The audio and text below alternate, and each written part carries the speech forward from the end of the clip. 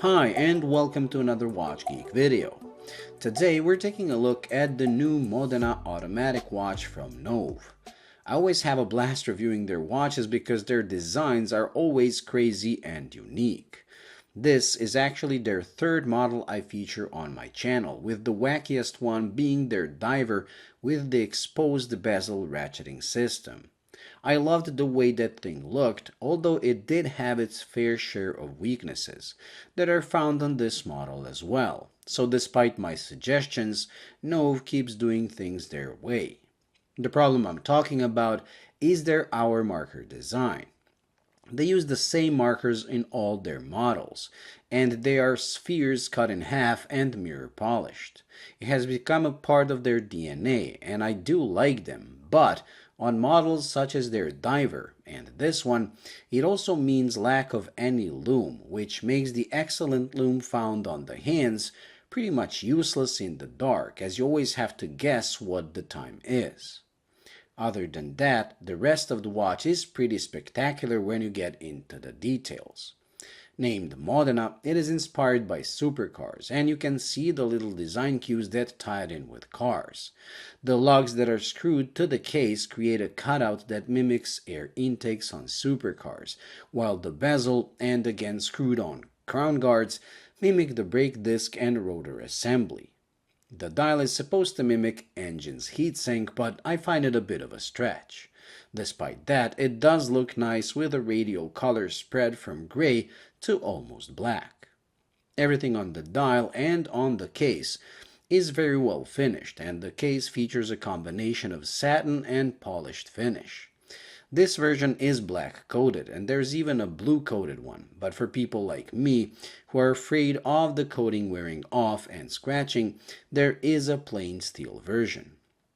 I went with the black as it makes the lines of the watch look more sinister and somehow cooler. Time will tell how well it handles everyday beating, as this is yet another watch my wife decided to keep for herself. When it comes to the bracelet, NOVE went with a pretty unique design that has satin-finished solid H-links that are connected with polished, almost honeycomb-looking links, while the clasp is the traditional NOVE butterfly with an overlapping logo, meaning you have to be careful which side you close first. I like the look of the bracelet, and especially like the way it connects to the case with large screws instead of simple spring bars. Due to the curved lugs and relatively short lug-to-lug of 46mm, this thing wears great on even a small wrist despite having a 44mm diameter. The originality and doing things their way continues to the case back as well, as it is a double-domed sapphire just like the front one, creating a clamshell effect as you can see both curving outwards when you look at the watch from the side. Pretty cool. Underneath the domed caseback, you will find a movement that I have never featured on my channel, a Ronda R150. Although Ronda is best known for their quartz watches, they dipped their toes in the mechanical movement world with the introduction of this in 2016, as an answer to ETA and Sellita. But unlike the Sellita SW200, which is an ETA clone, this movement is an original design. Spec-wise, it is pretty much the same as the ETA, so a 28,800 bph movement with 40 hours of power reserve that features both hacking and hand winding. But be aware that this is thinner, so not a direct replacement for the 2824. I don't know how well this will run long term, but for now, it is keeping a pretty decent plus 7 seconds a day. Modena Automatic is the first mechanical watch from NOVE, and one that has quite a few unique details, with my favorite being the domed caseback.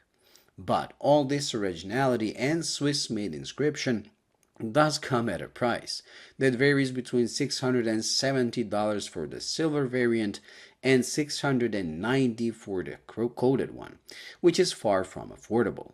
Would I get one at that price? No. I like it, but not that much. But if you ask my wife, the answer would be different, as she likes the looks, and the NOVE Rocketeer that she has been wearing for more than a year now is the watch she gets most compliments for, from other women. So I guess I'm not really an authority when it comes to regular people liking a watch or not. Well, thank you for watching. I hope you enjoyed and found it useful. If you did, please like and subscribe, and until the next video, bye.